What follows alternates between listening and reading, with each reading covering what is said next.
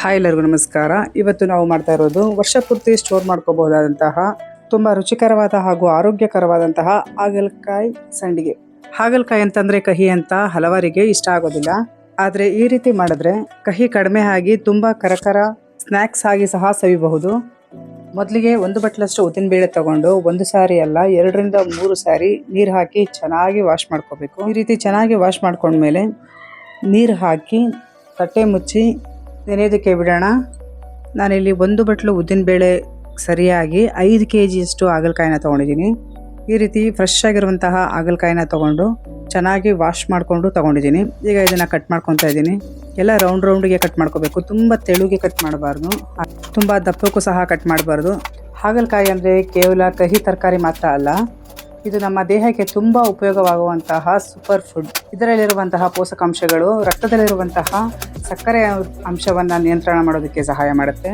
ಹಾಗೆ ಡೈಜೆಷನ್ಗೂ ಸಹ ತುಂಬ ಒಳ್ಳೆಯದು. ನಮ್ಮ ದೇಹವನ್ನು ಒಳಗಿನಿಂದ ಶುದ್ಧ ಮಾಡುವಂತಹ ಗುಣ ಇದರಲ್ಲಿದೆ.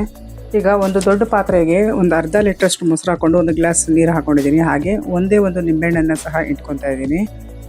ಹಾಗಲಕಾಯಿನ ನಿಯಮಿತವಾಗಿ ಬಳಸೋದ್ರಿಂದ ನಮ್ಮ ಚರ್ಮಕ್ಕೆ ಕಾಂತಿಯನ್ನು ಸಹ ಕೊಡುತ್ತೆ, ಸ್ಕಿನ್ ಗ್ಲೋ ಆಗುತ್ತೆ.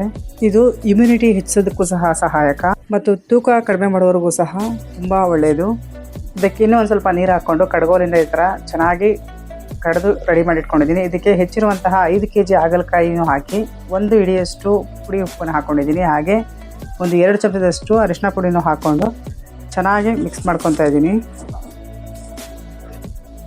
ಇದು ಚೆನ್ನಾಗಿ ಎಲ್ಲ ಒಂದಕ್ಕೊಂದು ಬೆರೆತ್ಕೊಳ್ಳೋ ರೀತಿಯಲ್ಲಿ ಚೆನ್ನಾಗಿ ಎಲ್ಲ ಮಿಕ್ಸ್ ಮಾಡಿ ತಟ್ಟೆ ಮುಚ್ಚಿ ನೈಟ್ ಪೂರ್ತಿ ಹಾಗೆ ಬಿಟ್ಬಿಡಬೇಕು. ಹಾಗಲಕಾಯಿಯಲ್ಲಿರುವಂತಹ ವಿಟಮಿನ್ಸ್ ಮತ್ತು ಮಿನರಲ್ಸ್ ದೇಹನ ಸ್ಟ್ರಾಂಗ್ ಆಗಿ ಇಡುತ್ತೆ. ಇನ್ನೊಂದು ಮುಖ್ಯ ವಿಷಯ ಏನಂದರೆ, ಈ ರೀತಿ ಸಂಡಿಗೆ ಮಾಡಿ ಇಟ್ಕೊಂಡ್ರೆ ವರ್ಷ ಪೂರ್ತಿ ಸ್ಟೋರ್ ಮಾಡಿಕೊಂಡು ಉಪಯೋಗಿಸ್ಕೋಬಹುದು.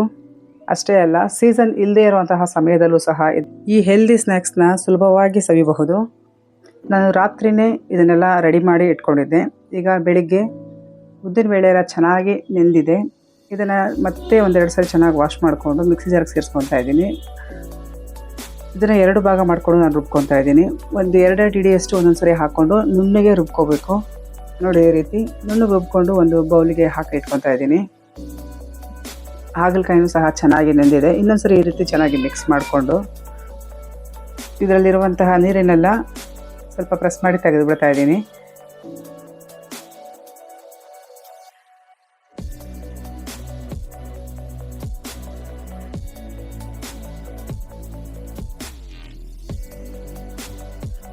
ಇದೇ ಸಮಯದಲ್ಲಿ ಒಂದು ಮಿಕ್ಸಿ ಜಾರಿಗೆ ಒಂದು 20 ಹಸಿಮೆಣಸಿನಕಾಯಿ, 1 ಬಟ್ಲಷ್ಟು ಕೊತ್ತಂಬರಿ ಸೊಪ್ಪು, ಹಾಗೆ 1 ಚಮಚದಷ್ಟು ಜೀರಿಗೆ ಹಾಕಿ ಸ್ವಲ್ಪ ನೀರು ಹಾಕಿ ಈ ಥರ ಪೇಸ್ಟ್ ಮಾಡ್ಕೋಬೇಕು. ತುಂಬ ನೀರು ಹಾಕೋಬೇಡಿ. ಈಗ ಒಂದು ದೊಡ್ಡ ಪಾತ್ರೆಗೆ ಹಾಗಲಕಾಯಿ ಎಲ್ಲ ಚೆನ್ನಾಗಿ ಮಜ್ಜಿಗೆ ಎಲ್ಲ ತೆಗೆದು ಹಾಕ್ತಾ ಇದ್ದೀನಿ. ಇದಕ್ಕೆ ಈಗ ರುಬ್ಬಿರುವಂತಹ ಉದ್ದಿನಬೇಳೆಯನ್ನು ಸೇರಿಸ್ಕೊತಾ ಇದ್ದೀನಿ. ಉದ್ದಿನ ಹಿಟ್ಟೆಲ್ಲ ಹಾಕೊಂಡ್ಮೇಲೆ ರುಬ್ಬಿರುವಂತಹ ಹಸಿಮೆಣಸಿನಕಾಯಿ ಹಾಗೂ ಕೊತ್ತಂಬರಿ ಪೇಸ್ಟನ್ನು ಹಾಕ್ಕೊಂಡಿದ್ದೀನಿ. ಈಗ ಇದಕ್ಕೆ ಒಂದೇ ಒಂದು ನಿಂಬೆಹಣ್ಣಿನ ರಸನ ಹಾಕ್ಕೊತಾ ಇದ್ದೀನಿ. ಹಾಗೆ 1 ಚಮಚದಷ್ಟು ಉಪ್ಪು, ಒಂದು 4 ಚಮಚದಷ್ಟು ಬಿಳಿ ಎಳ್ಳನ್ನು ಹಾಕ್ಕೊಂಡು ಚೆನ್ನಾಗಿ ಮಿಕ್ಸ್ ಮಾಡ್ಕೊತಾ ಇದ್ದೀನಿ. ಇದೆಲ್ಲ ಒಂದಕ್ಕೊಂದು ಚೆನ್ನಾಗಿ ಹೊಂದ್ಕೋಬೇಕು, ಆ ಥರ ಮಿಕ್ಸ್ ಮಾಡ್ಕೊತಾ ಇದ್ದೀನಿ. ನಾನಿಲ್ಲಿ ಮಜ್ಜಿಗೆಯಲ್ಲಿ ನೆನೆಸಿಟ್ಟು ಆಗಲೂ ಸಹ 1 ನಿಂಬೆಹಣ್ಣು ಬಳಸ್ಕೊಂಡಿದ್ದೆ, ಮತ್ತು ಈಗಲೂ ಸಹ 1 ನಿಂಬೆಹಣ್ಣನ್ನ ಹಾಕ್ಕೊಂಡಿದ್ದೀನಿ. ಈ ರೀತಿ ಹಾಕೋದ್ರಿಂದ ಹಾಗಲಕಾಯಿಯಲ್ಲಿರುವಂತಹ ಕಹಿ ಅಂಶ ಎಲ್ಲ ಕಡಿಮೆ ಆಗುತ್ತೆ, ತಿನ್ನೋದಕ್ಕೆ ತುಂಬ ರುಚಿಯಾಗಿರುತ್ತೆ.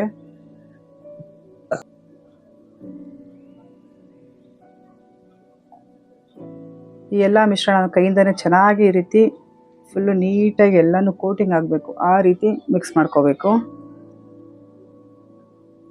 ನೋಡಿ, ಇದಾಗಿದೆ. ಎಲ್ಲದಕ್ಕೂ ಈ ರೀತಿ ಕೋಟಿಂಗ್ ಆಗಿದೆ. ರೆಡಿಯಾಗಿರುವಂತಹ ಈ ಮಿಶ್ರಣವನ್ನು ತಟ್ಟೆ ಮೇಲೆ ಮತ್ತು ಕವರ್ ಮೇಲೆ ಒಂದೊಂದಾಗಿ ಈ ರೀತಿ ಎಲ್ಲ ಜೋಡಿಸ್ಕೋಬೇಕು. ನಿಮಗೆ ಯಾವ ರೀತಿ ಅನುಕೂಲ ಆಗುತ್ತೋ ಆ ರೀತಿಯಲ್ಲಿ ಜೋಡಿಸ್ಕೊಳ್ಳಿ. ನಾನು ತಟ್ಟೆ ಮೇಲೆ ಮತ್ತು ಕವರ್ ಮೇಲೆ ಎರಡರಲ್ಲೂ ಸಹ ಹಾಕಿ ತೋರಿಸ್ತಾ ಇದ್ದೀನಿ. ಇದನ್ನು 2ರಿಂದ 3 ದಿವಸ ಚೆನ್ನಾಗಿ ಒಣಗಿಸ್ಕೋಬೇಕು. ಬಿಸಿಲು ಜಾಸ್ತಿ ಇತ್ತು ಅಂತಂದರೆ ಒಂದು 2 ದಿವಸಕ್ಕೆ ಒಣಗುತ್ತೆ. ಬಿಸಿಲೇನಾದರೂ ಕಡಿಮೆ ಇತ್ತು ಅಂದರೆ ಒಂದು 3-4 ದಿವಸ ಟೈಮ್ ತೊಗೊಳುತ್ತೆ. ಇವಾಗಂತೂ ಬಿಸಿಲು ಸಿಕ್ಕಾಪಟ್ಟೆ ಇರೋದ್ರಿಂದ ನಾನು ಬರೀ 2 ದಿವಸದಲ್ಲೇ ಚೆನ್ನಾಗಿ ಒಣಗಿಬಿಟ್ಟಿದೆ. ನೋಡಿ, ಎಷ್ಟು ಕ್ರಿಸ್ಪಿಯಾಗಿ ಗರಿಗರಿಯಾಗಿ ಒಣಕೊಂಡಿದೆ. ತಿನ್ನೋ ಸಮಯದಲ್ಲಿ ನಿಮಗೆ ಯಾವಾಗ ಬೇಕೋ ಆವಾಗ ಒಂದು ಪ್ಯಾನಿಗೆ 4 ಚಮಚ ಎಣ್ಣೆ ಹಾಕಿ ಅದು ಕಾದ ನಂತರ ಲೋ ಫ್ಲೇಮ್ನಲ್ಲೇ ನಿಧಾನವಾಗಿ ಫ್ರೈ ಮಾಡ್ಕೋಬೇಕು. ತುಂಬಾ ಗರಿ ಗರಿಯಾಗಿ ಬರುತ್ತೆ. ಇದು ಅನ್ನ ಸಾಂಬಾರು ಜೊತೆಗೆ, ಮೊಸರನ್ನ ಜೊತೆಗೆ ಎಲ್ಲದಕ್ಕೂ ಸಹ ಸೈಡ್ ಡಿಶ್ ಆಗಿ ಬಳಸ್ಬೋದು. ಅಲ್ಲದೆ ನೀವು ಇದನ್ನು ಈವ್ನಿಂಗ್ ಸ್ನ್ಯಾಕ್ಸ್ ಆಗಿ ಮೈನ್ ಡಿಶ್ ಆಗು ಸಹ ಬಳಸಬಹುದು. ನೋಡಿ ಎಷ್ಟು ಕ್ರಿಸ್ಪಿಯಾಗಿದೆ. ಕೈನಲ್ಲಿ ಹಾಗೆ ಪ್ರೆಸ್ ಮಾಡ್ತಾ ಇದ್ರೆ ಪುಡಿ ಪುಡಿ ಆಗ್ತಾ ಇದೆ. ತುಂಬಾ ಟೇಸ್ಟಿಯಾಗಿದೆ. ಈಗ ಮಾರ್ಕೆಟಲ್ಲಿ ಹಾಗಲಕಾಯಿ ತುಂಬ ಕಡಿಮೆ ಬೆಲೆಗೆ ಸಿಗ್ತಾ ಇದೆ. ಈ ಟೈಮಲ್ಲಿ ತೊಗೊಂಬಂದು ವರ್ಷಕ್ಕಾಗೋಷ್ಟು ಮಾಡಿ ಸ್ಟೋರ್ ಮಾಡ್ಕೋಬೋದು. ನೀವು ಮೈನ್ ಚಾಟ್ಸ್ ಆಗಿ ತಿನ್ನಬೇಕು ಅಂತಂದರೆ ಮೇಲಿಂದ ಸ್ವಲ್ಪ ಚಾಟ್ ಮಸಾಲ ಉದುರಿಸ್ಕೊಂಡು ಹಾಗೆ ತಿನ್ಬೋದು. ಇಲ್ಲ ಈರುಳ್ಳಿ, ಟೊಮೆಟೊ, ಸೌತೆಕಾಯಿ, ಹಸಿಮೆಣಸಿನ್ಕಾಯಿ ಎಲ್ಲ ಕಟ್ ಮಾಡಿ ಮೇಲಿಂದ ಹಾಕ್ಕೊಂಡು ಸಹ ತಿನ್ಬೋದು. ನೀವು ಈ ರೆಸಿಪಿ ಒಮ್ಮೆ ಟ್ರೈ ಮಾಡಿ. ಆರೋಗ್ಯದ ದೃಷ್ಟಿಯಿಂದ ತುಂಬಾ ಒಳ್ಳೆಯದು. ಶುಗರ್ ಪೇಷಂಟ್ಗಳಿಗಂತೂ ತುಂಬಾ ಮಾಡಿಸಿದಂತಹ ಮನೆ ಮದ್ದು ಅಂತಲೇ ಹೇಳ್ಬೋದು. Thanks for watching.